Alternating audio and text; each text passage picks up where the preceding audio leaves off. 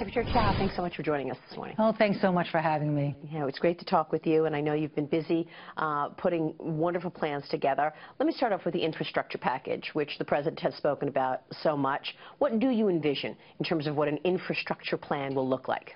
Well, the President has said that it is his top priority to repair, rebuild, and rehabilitate the infrastructure of our country.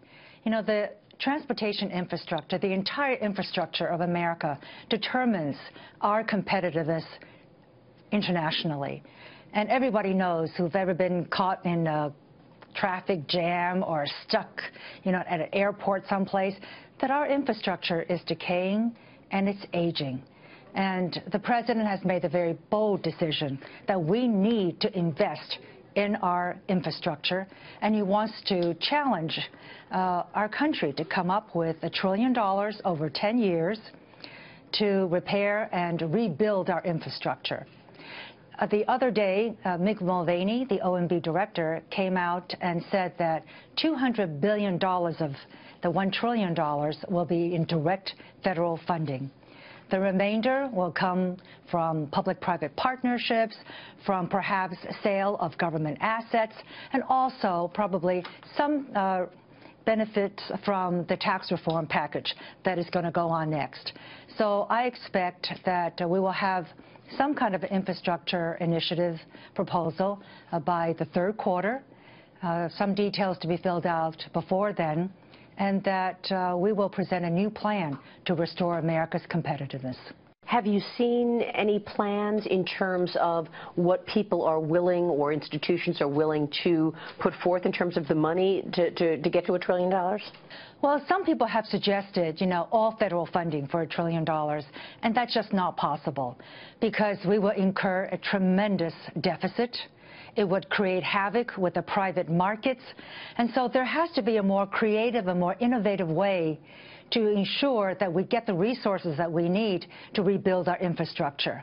And one of the ways to do that is through the public-private partnership, to use the federal funding of the $200 billion and leverage that so that there's a multiplier effect, so that more monies can come in, and then we'll have the resources that we need to build and repair the infrastructure. Do you also see this in terms of bonds, perhaps investment opportunities for people to invest in it so that's how you'll do it? Right. Right now, when you talk about bonds, that's involving the private sector. That's involving the public. And in so many states and other regions, the private sector is not allowed to invest in public infrastructure.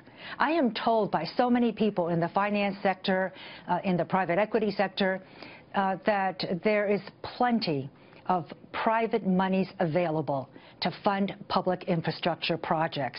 The problem is there's not enough public infrastructure projects ready to be financed, because the permitting process takes too long. It takes 16 years to build a bridge. It takes about 16 years to build a road.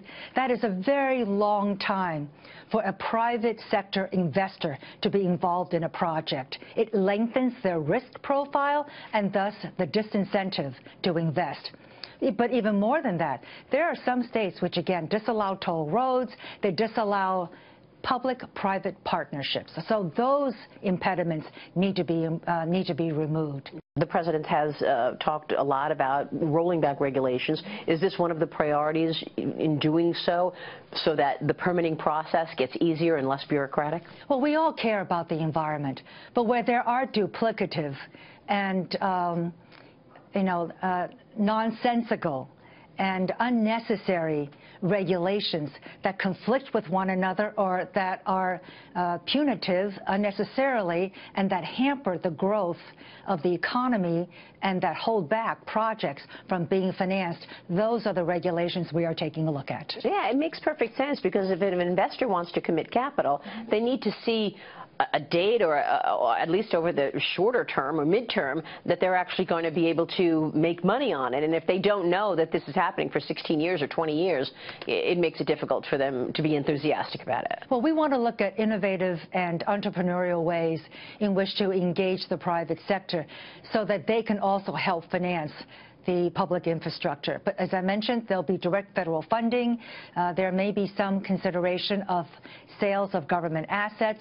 And also, this infrastructure package will probably be a beneficiary of the tax reform efforts as well. In terms of government assets sold, in other words, a private investor can come and buy toll booths or a road. Is that what you're talking about? Or are there actually assets that you're talking about that are poised to be sold? Well, there are, we have a very robust capital market. It basically enables America to invest in all sorts of different ways and all sorts of different projects.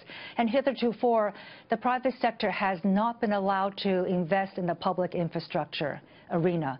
And so we're looking at ways in which the private sector is not discriminated against in terms of coming in with their ideas and their willingness to invest their dollars in public infrastructure. Makes a lot of sense. Let me ask you about the priorities and where you see the most need, because obviously cement and roads and steel and things like that are most obvious when you think about infrastructure. But then there are things that are not as obvious, like broadband, technology-related things. What are the priorities? Talk to us about what you would be looking for in terms of build-up. Well, the whole government, with its various different parts, are working together very well and very seriously in refining this infrastructure initiative. So the infrastructure initiative includes not only the transportation portion, bridges, roads, ports, but also energy, water, possibly broadband, possibly VA hospitals. So it really takes a look at the entire infrastructure, which adds to our country's competitiveness, contributes to our residents' quality of life, and it's also future-oriented.